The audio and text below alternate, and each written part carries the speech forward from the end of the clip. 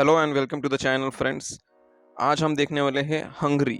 Hungary इस शब्द को लेकर अलग अलग सेंटेंसेस किस प्रकार बनाए जा सकते हैं, ये आज हम यहाँ पे देखेंगे। तो चलिए शुरू करते हैं। चैनल को सब्सक्राइब कर दीजिए।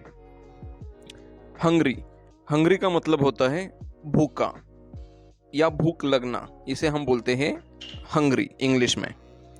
अगर इससे कोई सेंटेंस बनाना होगा तो अब हम देखेंगे किस प्रकार के सेंटेंसेस बनते हैं। अगर आपको भूख लगी है तो किचन में जाए। अगर इस प्रकार का सेंटेंस आपको इंग्लिश में बोलना होगा तो वो कुछ इस प्रकार बोलोगे। If you are hungry visit the kitchen. ये डेली यूज सेंटेंस है, ये हम रोजाना यूज करते हैं अपने लाइफ में। If you are hungry visit the kitchen. अगर आपको भूख लगी है तो किचन में जाए। आवारा कुत्ता भूखा और ठंडा लग रहा था। तो आवारा कुत्ता मतलब जो रास्ते पे जो भटकते हैं उसे बोलते हैं आवारा कुत्ता। आवारा कुत्ता भूखा और ठंडा लग रहा था। यही वाक्य इंग्लिश में हम देखेंगे, वो कुछ इस प्रकार आएगा। The stray dog looked hungry and cold. Stray dog मतलब जो रास्ते पे जो भटकता है आवारा कुत्ता, उसे बोलते हैं stray dog. The stray dog looked hungry and cold. माँ मुझे भूख लगी है। अभी बच्चे अक्सर ये सेंटेंस का यूज करते हैं, माँ मुझे भूख लगी है। यही वाक्य इंग्लिश में हम कुछ इस प्रकार देखेंगे। Mom I am hungry. Mom I am hungry. माँ भूख लगी है, कुछ खाने को दो। माँ भूख लगी है, कुछ खाने को दो। तो ये वाक्य अगर आपको बोलना होगा तो आप कुछ इस प्रकार बोलोगे इंग्लिश में। Mom, I am hungry. Give me something to eat. Mom, I am hungry. Give me something to eat. मतलब माँ भूख लगी है, कुछ खाने को दो। मेहनत ने हमें प्यासा भी बनाया और भूखा भी। मतलब मेहनत करने के बाद में क्या होता है कि प्यास भी लगती है और भूख भी लगती है। यही आपको अगर बोलना होगा तो आप कुछ इस प्रकार बोलोगे। मेहनत ने हमें प्यासा भी बनाया और भूखा भी।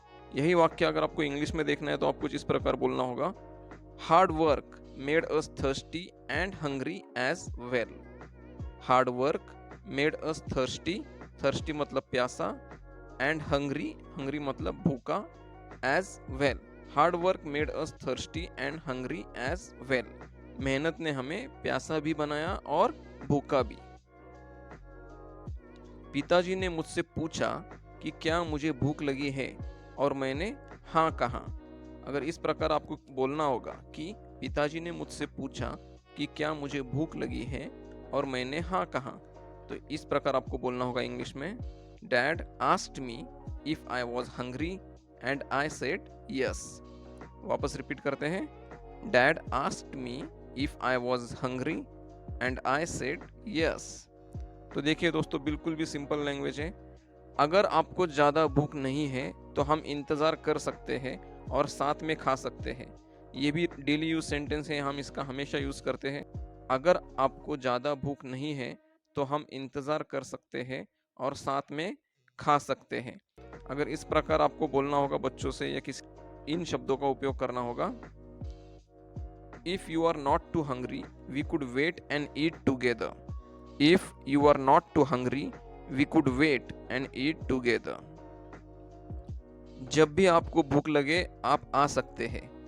तो ये भी डेली यूज सेंटेंस है। जब भी आपको भूख लगे आप आ सकते हैं। तो अगर सामने वाले व्यक्ति से मतलब बच्चों से या किसी से भी आपको अगर ये वाक्य कहना है तो आपको इंग्लिश में कुछ इस प्रकार कहना होगा। Whenever you are hungry you can come by. Whenever you are hungry you can come by मतलब जब भी आपको भूख लगे आप आ सकते हैं। ये बच्चे बहुत भूखे होने के बावजूद केवल कुछ निवाले ही खाएंगे। ये बच्चे बहुत भूखे होने के बावजूद केवल कुछ निवाले ही खाएंगे। यही वाक्य इंग्लिश में कुछ इस प्रकार आएगा। This children will only eat a few bytes even though they might be very hungry. This children will only eat a few bytes even though they might be very hungry. मतलब ये बच्चे बहुत भूखे होने के बावजूद केवल कुछ निवाले ही खाएंगे। तो इस प्रकार बहुत ही सिंपल सेंटेंस में हमने आपको एक्सप्लेन किया है दोस्तों। ऐसे और वीडियोस के लिए कृपया चैनल को सब्सक्राइब ज़रूर करिए। मिलते हैं आपसे अगले वीडियो में, तब तक के लिए thank you, goodbye and take care.